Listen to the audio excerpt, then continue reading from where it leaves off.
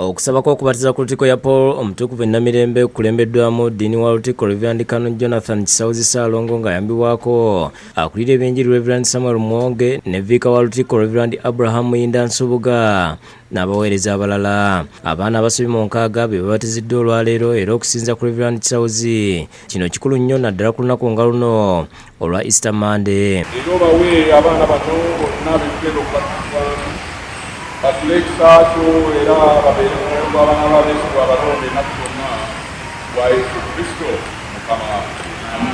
Akuutidde abazadde n'abayima okumanya obuvunaanyizibwa obuboolekedde nga balambika bulungi abaana bano. Omwana ono bafirewo okuwalira kumukkiriza nnyo mu kira ky'Yesu Kristo era tuteekako akabonero k'omusaalaba amakulu gaako okubakakkana wali wekwatibwa nkibikwatira yakkiriza Kristo eri yakomererwa. Omuzadde olina obuvunaanyizibwa bunene nnyo okubeera ekyokulabirako eri omwana abatizibwa nga kubanga ekyawandiikibwa kiga nti manyiiza omwana omuto ekkubo ery'okutambula newankubadde nga akati kali bivaamu. Agambye nti okubatiza kabonero k'okwegatta ku kisibo kya Kristo ak'okungulu kyokka bye bakula balina okwatula ekigambo ky'obulokozi. Abamu ku babatiza abaana be twogeddeko n'abalaze essanyu olw'ekkula lye batuuseeko ne bawera okubalambika obulungi. Omusembereza omwana omuto omusembeze tekanya kukwata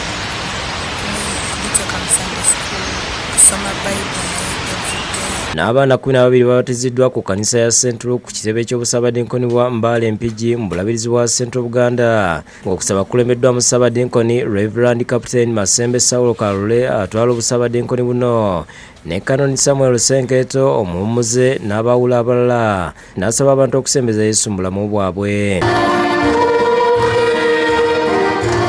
Yebaza abawaddeyo okuzimba ekkanisa omuli ne President Museveni kyokka n'ayongera okukoowoola abakristaayo okuwagira omulimu guno.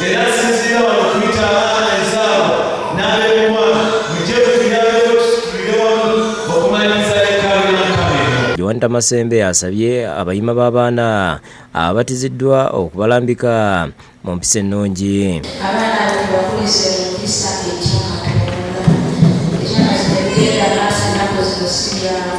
Era kirima kuwulira naye mulimu gw'abalina nga tuyambibwako abazadde abaana abo okubalambika mu kkubo ettuufu.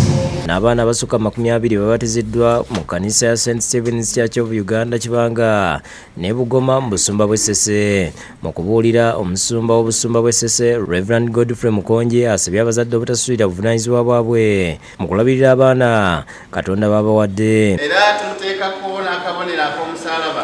Njagala kugamba bamaama abali wano ne bataata Katonda yeewale okutuwa ezzadde naye muleme kusuula buvunaanyizibwa bwammwe. Akalatidde abazadde okwewala omwenge nga bali embuto.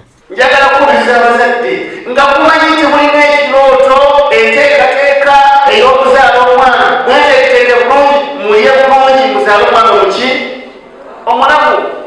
Era nebaza Mukama Katonda kubanga ayingidde mu kitangaala era nkubiriza bamaama bonna ng'olina omwana tannabatizibwa mubatize.